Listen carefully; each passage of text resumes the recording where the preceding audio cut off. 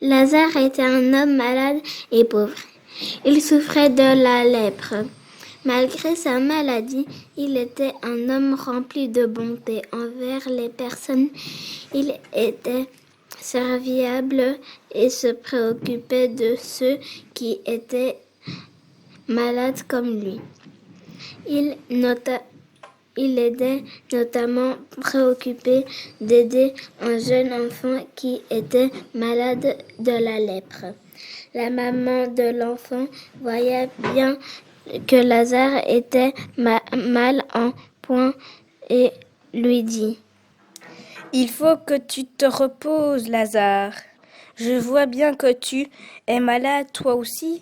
Laisse-moi faire cela. Non, ne t'inquiète pas, j'aime aider et rendre service. Et après tout ça, m'aide à rester occupé et ne pas penser à la douleur. Bon, maintenant je vais chercher à manger pour le camp. Non, laisse-moi le faire. Toi, reste dans le camp et repose-toi. Non, c'est moi qui pars vous chercher à manger. Je l'ai toujours fait depuis des années et je compte le faire encore jusqu'à ma mort. Toi, reste avec ton enfant, il a besoin de sa maman. Et quand je serai revenu, je vous apporterai tous à manger, pour ton enfant et ainsi que tout le camp. Et Lazare partit pour mendier à manger près de la demeure du riche. L'homme riche portait de très beaux vêtements et il avait tout ce qu'il voulait. Il passait sa vie dans le plus grand luxe. Il n'était pas compatissant et détestait que les pauvres viennent mendier près de sa demeure. Il avait sous ses ordres des esclaves qui faisaient à manger ainsi que le ménage dans la maison. L'homme riche était méchant avec ses esclaves et ne se privait pas de les faire fouetter quand ils ne faisaient pas bien leur travail. Quand l'homme riche finit de manger, il dit à son esclave: Toi, viens ici, débarrasse-moi de mon assiette et viens me servir à boire. Oui, maître. Et surtout, ne va pas donner à manger au type qui est en train de mendier tout près de ma demeure. Sinon, je te ferai fouetter, c'est bien compris? Mais maître, cet homme est fort âgé et malade, et avec seulement les restes, il pourrait manger. L'homme riche frappa et bouscula l'esclave qui tombe à terre. L'homme riche lui dit: Comment oses-tu discuter de mes ordres? Tu as de la chance que je ne te fasse pas couper ta langue. J'ai dit que tu ne lui donnes pas les restes, et dis-lui de partir, sinon je le ferai fouetter. Oui, maître. L'esclave en cachette prend un sac et met les restes et va vers Lazare et lui donne le sac et le convainc de partir. Tiens ce sac, Lazare, et pars vite, sinon le maître va arriver et va te faire fouetter à mort. Tiens ce sac et pars vite. Lazare ne peut pas partir car il est fatigué et à cause de la lèpre, ses blessures le font souffrir. Je ne suis pas parti car je suis fatigué. Je souffre de mes blessures et je ne sais plus aller à mon camp. Je partirai quand j'aurai pris des forces. N'as-tu pas entendu ce que je t'ai dit? Le maître te fera fouetter et moi aussi, je t'en prie, pars vite et prends ce sac. Lazare ne pouvait pas partir. Soudain, le maître, furieux que l'esclave n'a pas obéi à ses ordres, arrive avec le fouet et dit: Qu'est-ce que je t'avais dit? N'ai-je pas dit qu'il devait partir? L'homme riche voit le sac, le prend et dit à l'esclave: Qu'est-ce que c'est que ça? Ce sont les restes. Je t'avais pourtant dit de ne pas lui donner à manger. Tu m'as désobéi. Tu vas voir de ce que tu vas prendre.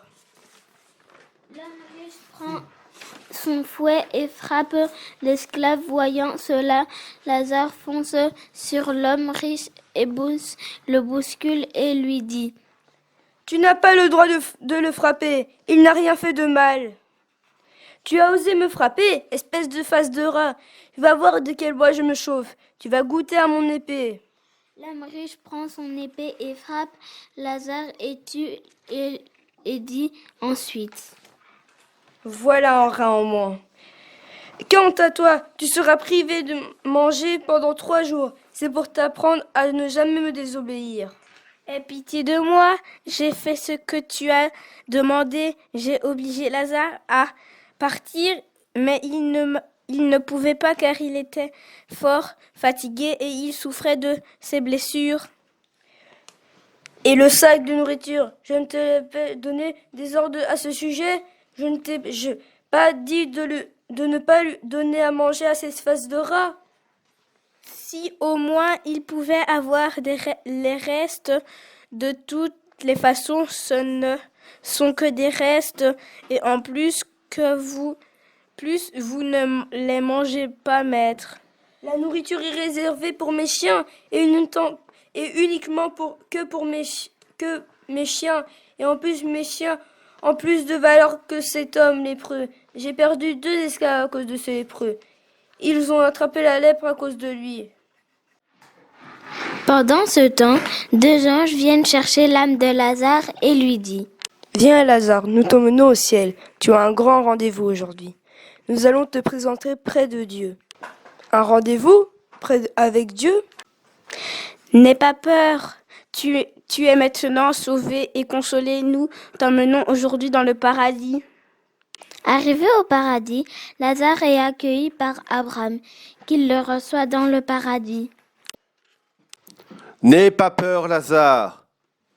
Toi qui avais pleuré, te voilà consolé. Toi qui avais souffert par la maladie, te voilà guéri. Viens, serviteur fidèle, et rentre dans la joie de ton maître. En ce temps, l'homme riche alla en ville pour acheter des esclaves en plus au marché des esclaves. Pendant qu'il marchait sur le chemin, une bande de brigands l'attaque et prend l'argent qu'il avait en poche pour acheter des esclaves et il se trouve en enfer.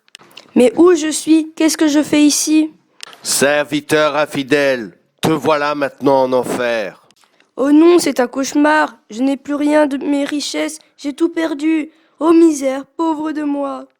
Faisant très chaud dans les lieux arides, l'homme riche avait la bouche sèche et dit: Oh non, il fait chaud et j'ai la bouche sèche. J'ai soif, j'ai faim. Je n'ai plus rien à boire et plus à manger. Voyant Lazare et Abraham au paradis, l'homme riche s'adresse à Abraham. Aie pitié, Abraham, envoie Lazare pour me donner une goutte d'eau, car j'ai soif dans ces lieux. Je souffre de soif. Serviteur infidèle, rappelle-toi, Lazare avait faim et il souffrait. Toi, tu n'as rien fait pour aider ton prochain. Toi, tu avais tout ce que tu voulais et lui n'avait rien. Maintenant, c'est à ton tour d'être consolé et à ton tour de souffrir. Abraham lui redit encore: En plus, il y a un gouffre entre toi et nous afin que tu ne puisses venir à nous et nous à venir à toi. Alors envoie Lazare pour prévenir mes frères et mes fils, afin qu'il n'y ait pas là où je suis, de ne pas venir en enfer, car ici c'est un lieu de souffrance. Ils vont à la synagogue, ils ont la loi de Moïse, alors qu'ils écoutent Moïse et les prophètes, ils n'ont pas besoin que Lazare puisse les convaincre. Non, ce n'est pas suffisant. Si quelqu'un vient du royaume des morts, mes frères vont sûrement être convaincus. S'ils ne peuvent être convaincus par Moïse et les prophètes, alors malheureusement ils ne pourront pas être convaincus, même si quelqu'un revient du royaume des morts. Non, aie pitié de moi, aie pitié de moi.